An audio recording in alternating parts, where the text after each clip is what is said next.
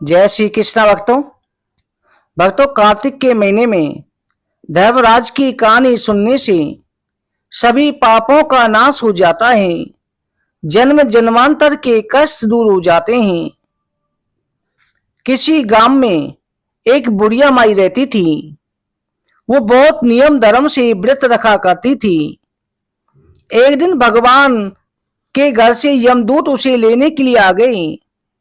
वो उनके साथ चल पड़ी।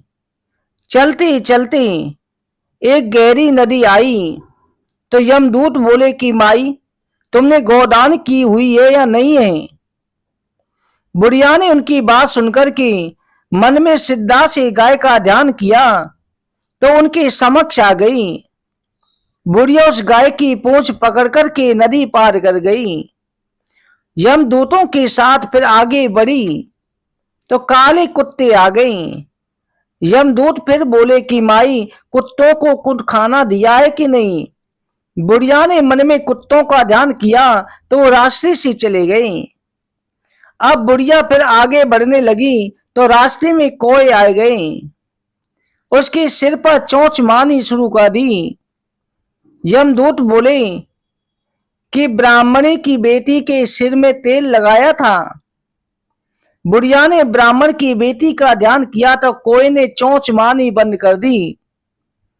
अब कुछ आगे बढ़ने पर बुढ़िया के पैर में कांटे चुभने लगे। यमदूत बोले, खड़ाऊ दान की। बुढ़िया ने ध्यान किया तो खड़ाऊ उसके पैरों में आ गई। बुढ़िया फिर आगे बढ़ी तो चित्रगुप्त जी ने यमराज से कहा कि आप किसे लेकर आए हो? यमदूतों से कहा। यमदूत बोले कि बुढ़िया ने दान पुण्य तो बहुत किए हैं, लेकिन धर्मराज जी का कुछ ध्यान नहीं किया। आगे द्वार इसके लिए बंद है। सारी बातें यमदूत, यमराज और चित्रगुप्त की सुनने के बाद बुढ़िया बोली कि आप मुझे सिर्फ 7 दिन के लिए वापस धरती पर भेज दो।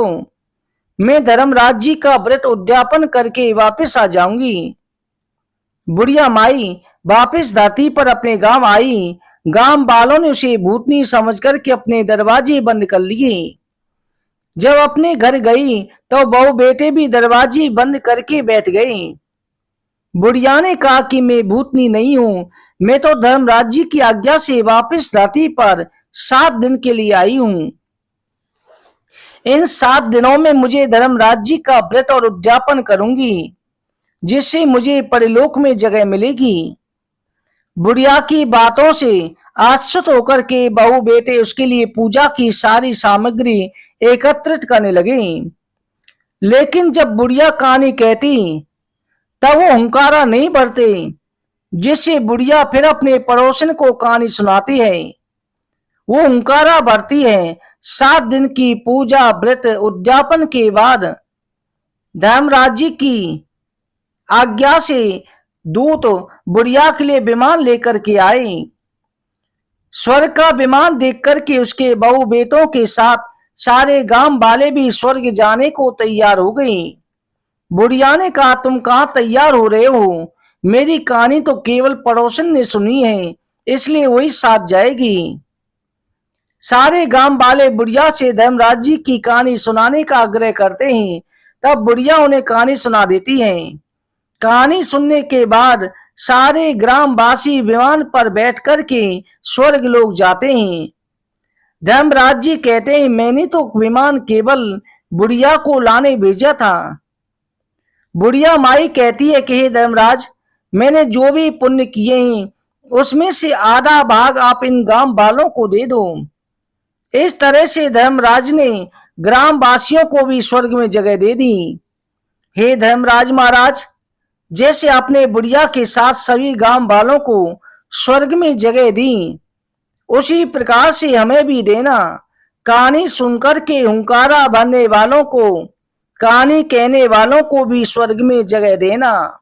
जो हमारे चैनल के सब्सक्राइबर हैं उन सभी को भी अपने चरणों में स्थान देना। उन सबकी हर मुराद पूरी करना। उनके परिवार में खुशहाली बनाए रखना। भक्तों, जो भी हमारे चैनल को पहली बार देख रहे हैं, चैनल को सब्सक्राइब करें, बगल में बेल आइकन को जरूर दबाएं और प्रत्येक कहानी अवश्य सुनें। जय श्री कृष्णा।